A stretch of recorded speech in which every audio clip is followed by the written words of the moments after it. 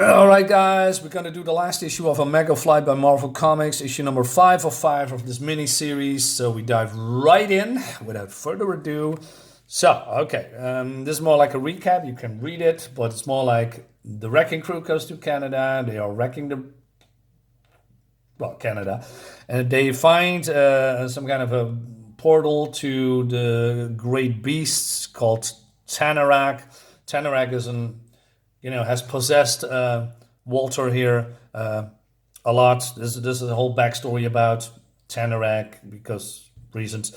I'm not all familiar with Tanarak. I just know that he's some kind of a monster that can or spirit that can goes into Sasquatch and then taking over. And that's exactly what's happening here. And also, Wrecking Crew has been powered up, and they are fighting the new, well, not a mega, it's a mega flight, not the other team. That's been destroyed by none other than Michael Pointer, who's now the new Guardian. And it seems that Arachne's daughter, Spider Woman, but they call her Arachne. She is frees the Michael Pointer, and so Michael comes here. Meanwhile, we see Sasquatch, who has now been taking over, wants to kill. Guardian. I always want to say Vanguard. I'm not sure why. Anyway, so the Wrecking Crew is wrecking stuff, but then Spider Woman, who's not Spider Woman but Arachne, comes in with her not so good costume.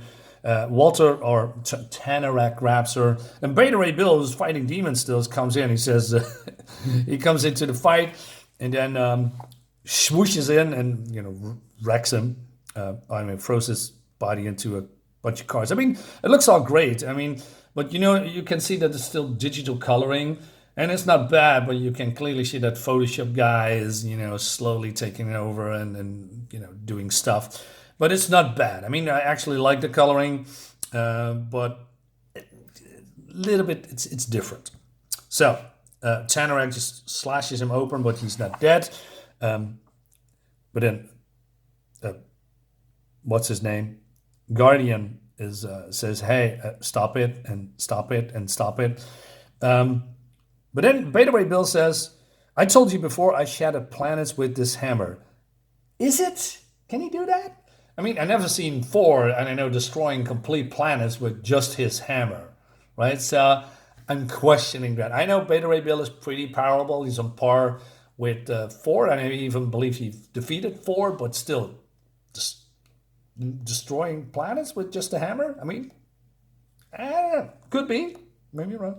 Anyway, so he's kicking Tanarak's ass somehow. Not Michael. I want to say Michael. It's not Michael.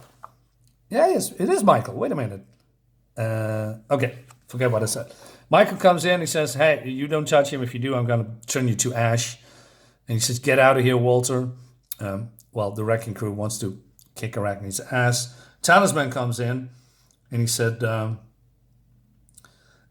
hey, Walter, I'm here to heal you. And she's basically begging and pleading, but she's also using her talisman powers that she's got.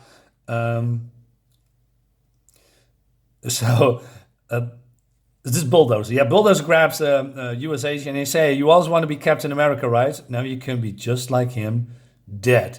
So, and that makes me chuckle a bit because I believe this was the timeline? Yeah, that's how I say. When Captain America was shot, so there was, it's morbid humor, but I thought, hey, dead? Is he dead? And then I thought, oh yeah, the Initiative. Yeah, they shot him. So yeah, and of course he's not dead, but he was shot to dead, I guess. I never read the whole Initiative thing. That was the time that I just dropped out of comics, so I kept up, but I wasn't really invested in it. Meanwhile, Arachne is doing some flip-flops here, although he calls her Spider-Girl. And my name is Arachne. But then she's putting herself into some ball of psy-webs, right? So I thought, oh, okay, this is interesting, right? Some defensive measures, some strategy. No, we never see this again. I mean, it's just she just does this, so we don't see the wreckers bashing on the ball, right, and try to get her. No, no, no, no, no. She just, this is the last thing you see this, which is really weird. Meanwhile, Talisman wants to plead with Walter, but Walter or Tanorak is just manipulating his mind and turning into something evil and says, well, this is the man who killed Alpha Flight and you need to get revenge on him or something like that, right? And he's being afraid that he's being killed. And but now he's fighting Tanorak, so Talisman uses a mojo to rip the spirit of Walter here and puts it in the bag that she is got from her father, who died at that time, right? Because of, this guy. It's completely, as you can see, it's blasted everyone. That happened, by the way. So the shaman bag, so she's putting him in and wants to seal him away, but she uses her power to destroy her bag, but instead of, I don't know, destroying, it's just floating there. But then, now this is happening. Now this is interesting. So the wrecking crew loses Tanorak's power, right? And then, not Captain America, US agent comes in, picks up the magic crowbar and does this. Now, I was always wondering, I'm coming back to this a little bit later, but I was always wondering, I always thought that the Asgardian powers, because that's what they have, they got Asgardian powers, was in their bodies and their weapons that they are, using, like, this cannonball, where is it? Come on. Cannonball was just a conduit for that power that they possess, because we have also Bulldozer, who has no weapons, but he is pretty strong. And then we have, oh my God, I forgot this guy's name. But he's pretty strong. He's, big fists and all that stuff. The power was in him, and they channeled that power. And part of the wrecking crew and Wrecker here can channel his Asgardian power into this crowbar. But then you can see it at US Agent just picking him up and, wrecks them. But isn't that, it's not how it works, right? Am I wrong? I mean, can everybody pick up a magical enchanted weapon and just use it? Isn't there some kind of a rules about it? Isn't that, if a non-powered dude can pick up a magical crowbar, then the magical crowbar doesn't work. But here it does? I don't know. Sounds fishy. Plot armor, if you know what I mean. Meanwhile, bag's still not destroyed. The demons wants to get the bag and, get it, rip out Tanorak again. Then we have some weird ads that I never understood. With a Honda ad, it's just weird. Forget about that. So Beta Ray Bull swoops in, goes into the clouds, and Guardian comes after her because he says, hey, can I do it alone, right? So there's this portal of hell still open where the demons came out. And he says to Guardian, hey, I'm going in with the bag, and you need to destroy this dimensional rift. And he says, but you will trap with them. He says, I've been through worse. Now blast the rift. So Photoshop guy comes in and does the blasting effect. I have some issues with that. I do not like this, this washing out. It does look bad, right? But it's just, I don't know, it doesn't have the same effect. And then also this transparent or the sound effect. Why not make it big and bold like here and just throw a color in it that, enhances this explosion instead of a transparent that doesn't do anything for me because I just look like through it. Just make it bold, right? Like boom, like blue or something, like, yeah. But no. So the wreckers are getting their hands kicked by US Agent and Ragni, I guess. Now, my main gripe is because they're getting Tanorak's power ripped out of here, right? This is draining them. But they still have their original Asgardian powers that they can use to kick these losers' ass. The only, in my opinion, when it comes to raw powers, Beta Ray Bill, the Vanguard guy and Sasquatch, but he's now, I don't know, not Sasquatch. He's possessed by Tanorak, but Tanorak is not here. So there's two people. So they still can, use their own power to get rid of Arachne, Spider-Woman, and not Captain America. But they're getting their asses kicked by U.S. agent who's not Captain America, which is weird.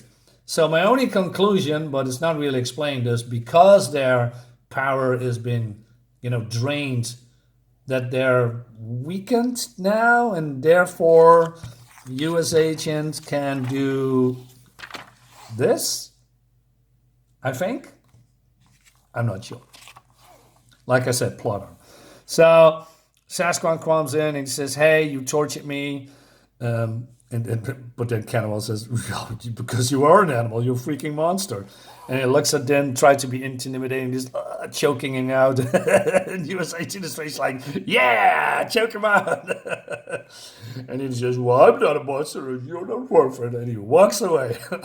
It's kind of weak, dude. I mean, I'm not saying he should kill him or something, but it's better that he didn't say anything to make it more impactful instead of, "Well, yeah, I'm not a monster. You're not worth it." It takes away from what happened here. Just choke him out, walks away, say nothing.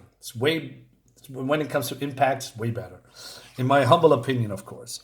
So S.H.I.E.L.D. comes in, rounding it all up, and she says something about, "Hey, are we okay?" And you said, "Yeah, I'm fine." And she just walks away. More crying, by the way. So we have Michael here. Also, crying. This guy have never stopped crying through this whole series, and it really aggravates me. So he says, "The guy with the horse head, Beta or something, has sacrificed himself for us. You are ready to do the same." So Walter forgives him because Walter gave him the soup, and he knows what it's been to be possessed and used. And now he's patting himself on the back, and now he says, "I'll do my best," and still cries. Dude, stop being weak all the time. I mean, you did good. You did some heroic stuff. Pat yourself on the back. All well and well, or something like that. Stop fucking crying, dude. So in not the Avengers headquarters or X-Men battle room or whatever you call it, here in the I don't know, headquarters, some talking between the daughter and Arachne. So she says, "So we're all part of the same team now." Now another thing, I never saw this whole team after this book. So so it says, "Yeah, we're a team," but then they all disbanded because, of course, Americans don't stay in Canada. I mean, they could be, right? But no, Arachne's going back. U.S. agent is going back. Beta Ray Bill's, he's still, I don't know, going back, I guess. So Talisman goes back to the reservoir, doing some good for the people. U.S. agent, this made me chuckle a lot. So.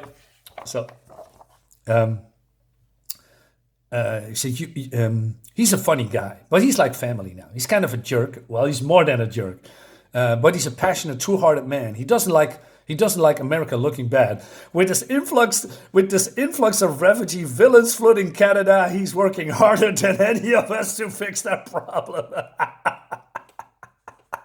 And this made me laugh so hard because, well, the whole world is being, invaded by foreign people, right? So here is America doing the good thing, repelling invaders from another country, although they are open the borders for everyone to come in on the Biden's regime. Sorry, I don't want to inject some politics in it, but this was too on the nose. It was too close to home. Anyway, so then Sasquatch, Talisman, try to repair the destruction, being the good guys. Well, Beta Ray Bill, and I think this is the best ending, is here wrecking and killing and destroying demons while in, I believe, hell or wherever he is. It's pretty dark in here. So yeah, he's doing what Beta Ray Bill does, protecting humanity. And absolutely a great ending. Not perfect, but overall, Yeah, I think it was a fun series. Definitely worth picking up in a trade paperback if you wanted to read one sitting. The ending was more like rounding up instead of, the heroes really being in danger. But it's not really that bad. I had hoped for a more epic conclusion. Well, I must say, maybe I'll take that back. This is an epic conclusion, right? Yeah, this is an epic conclusion. That's how I'll leave it here. All right, guys, let me know in the comments what you think about this, and I'll see you next time. Bye bye.